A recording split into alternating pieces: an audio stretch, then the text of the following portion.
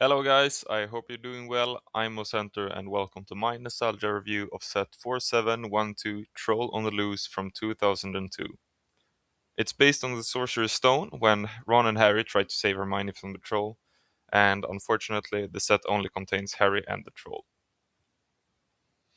On the box we can see what looks like Harry hunting down the troll and maybe casting a spell on the falling rocks, which is the main play feature of the set.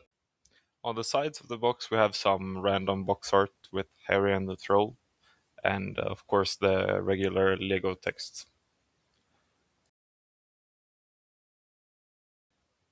On the back of the box we see two alternate builds of the set, which look pretty goofy to me, but it's nice that they have them. There's also a poster of all the 2002 Lego Harry Potter sets put together, and some of the 2001 ones too. The piece count of the set is 71, which is shown on the American box, and as you can see I have the European box, even though it's a little bit damaged. The set originally retailed for 10 US dollars, which in today's money is about $18. And if you would like to buy this today, it would be about $60 for a sealed one on the secondary market. And if it's used and opened, it goes for about $35. So even for a sealed one, it isn't even that bad for being such an old set. And the minifigures of the set are amazing. I love the minifigures, and the classic Harry Potter and the big stinky troll just go so well together. We'll start with Harry Potter, the classic Harry Potter figure from the early 2000s with this iconic wizard cape. The cape has some stars on the inside and is black on the outside, as you can see. And for some legal reason, I guess, they have a copyright mark on the cape's inside.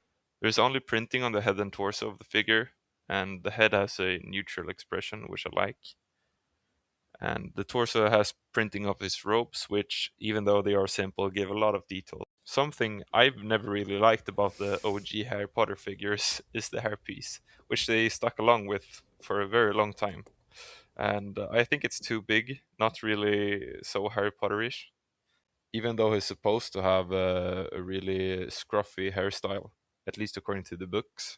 However, without using my nostalgia glasses, I think the Harry Potter figure is a pretty okay, mediocre figure, but it fits the style of the OG Harry Potter sets, which I love, so I still give it a thumbs up. And now the troll, but this can't be a minifigure. It's a big figure. The troll's head is removable and has a nice print on it, even though the head doesn't have the shape of the actual troll head from the movies. The clothes he's wearing are removable as well, and they do a great deal for the minifigure instead of having them printed on him.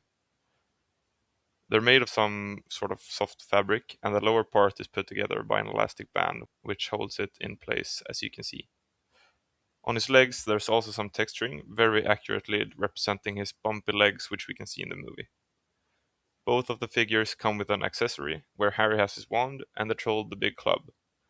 To me, it looks like the club is made of metal when it's supposed to be made out of wood, which is pretty weird. They should have made the club in brown Lego parts instead. Over to the build.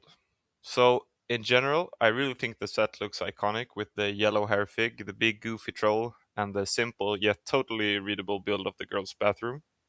And if we dive down into the play features, there are, to my knowledge, three play features, which are the falling rocks beneath the pumpkin head, and the sink, and the door.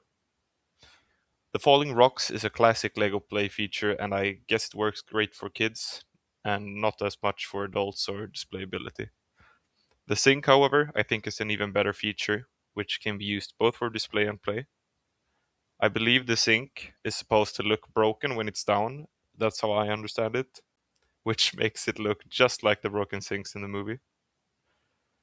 Even more is the door, which you can open and close, and you can use the key in the keyhole, even though there is no actual locking mechanism.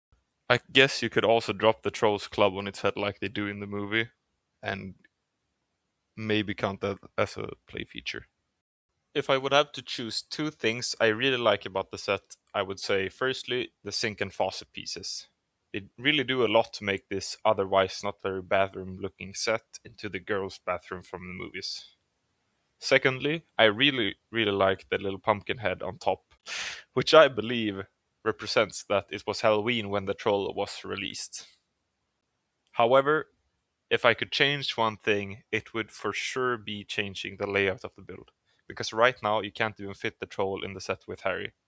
Or you can, but it doesn't look that great and you can't really play with them like that.